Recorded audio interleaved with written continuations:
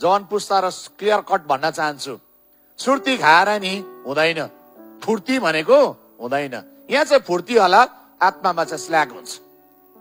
सुर्तीले फुर्ती पार्दैछ, सुनिराख्नुहोस्।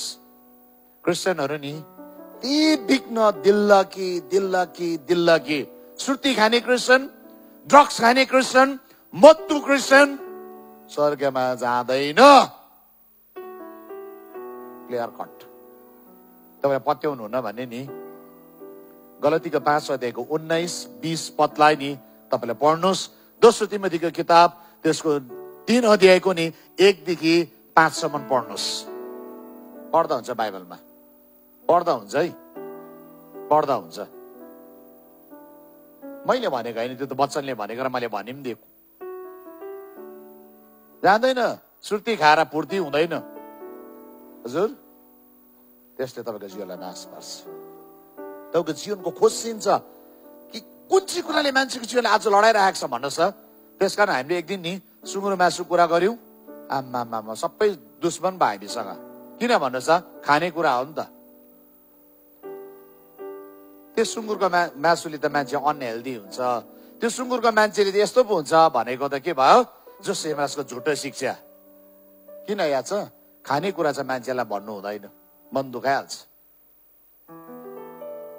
भन्नु रक्सी खाऊ भनेर, ड्रग्स खाऊ हजुर, त्यसले तपाईँको मन्दिरलाई नाश पार्छ। किन चाहिँ तिमीहरूको शरीर चाहिँ के हो? दोस्रो कोरिन्थी 6 को 19 अनि 20 पद अनुसार हजुर हो के हजुर छ के पवित्र आत्मा? बट आजकल डाउट लाग्छ, क्रिस्चियनहरूले बेसी भूत बोकिरहेछ। पवित्र आत्माको मन्दिर भन्छ, डाँटे चाहिँ भूत बोल्छ। फेरि कन्फ्युज। सुन्नुहोस्, मलाई उत्तर नदिनुहोस्, तपाईँ स्योर हुनुहोस्। तपाईँ मन्दिर हुनु, तपाईँ मन्दिर नै हुनुपर्छ। पवित्र आत्मा तपाईँ भित्र बास गर्नुपर्छ। पवित्र आत्मा बास गरेन भने अर्को भूतात्मा त बास गर्छै गर्छ। कम्प्रोमाइज लाइफ जिउनु भयो भने, खानुमा कम्प्रोमाइज। थुप्रो मान्छे नि जीवनमा नि कम्प्रोमाइज गर्छ। के हुन्छ हौ, अलिकति खाए त के भयो, वाइन पो खाएको त के भयो, बियर पो खाएको त त्यस्तो मातेर खाएको होइन नि। हामी त अलिअलि प्रार्थना पनि गरिरहेछ, त्यस्तो त हुँदैन है। हुन्छ, तपाईँले पाप गर्नुभयो, तपाईँको जीवनमा त्यसले नाशलाई लिएर आउँछ। सुन्नुहोस्, खाने कुराले नि तपाईँलाई याद छैन, आदम र हवा नि श्राप कमाए। खाने कुराले के हुँदैछ अब? यसो के हुँदैछ? श्रापित हुँदैछ, आशिषितको सट्टा।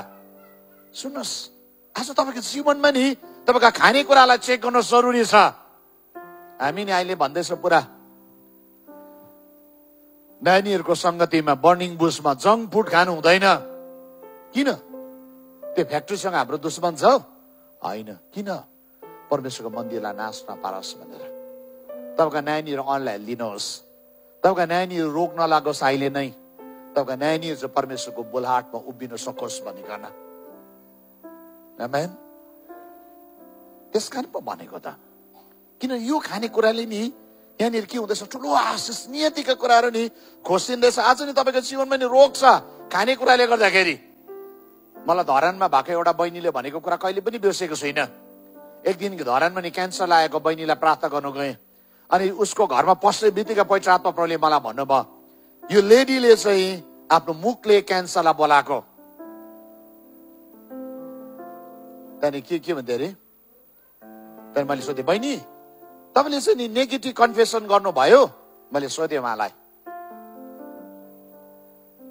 उहाँले यसो भन्थे अरे, अल्सर क्यान्सर, अल्सर क्यान्सर। कुरा बुझ्नुभयो? उसलाई अल्सर भएको रहेछ। त्यहाँदेखि उसले बोलिबस्थ्यो अरे, कुनै किन अल्सर क्यान्सर, अल्सर क्यान्सर भनेर मुखमा आउँथ्यो अरे। साँच्चै अल्सर चाहिँ क्यान्सरै भयो।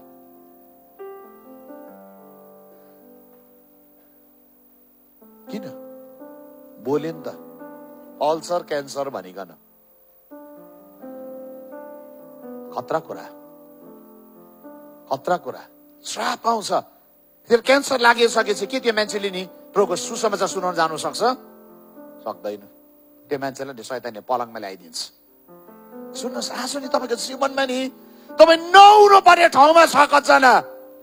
जुन चाहिँ चाहिँ परमेश्वरको योजना होइन, जुन चाहिँ ठाउँ चाहिँ परमेश्वरले तपाईँलाई कहिले पनि राख्न चाहनु हुन्थेन, जुन चाहिँ कुरा छ तपाईँको जीवनमा नि समस्या आज आउने थिएन, त्यो चाहिँ तपाईँको चोइस थियो, त्यो चाहिँ तपाईँको मुक्ति हो, त्यो चाहिँ तपाईँको इच्छा थियो, त्यसले तपाईँको जीवनलाई यहाँ ल्याएर आएको छ। कति डरलाग्दो कुरा मेरो प्रियहरू। त्यो ठाउँबाट नि तपाईँले पनि निस्कन सक्नुपर्छ, त्यो ठाउँबाट अलग हुनुपर्छ मेरो प्रियहरू। आमेन, आमेन। त्यो ठाउँबाट अलग हुनुपर्छ।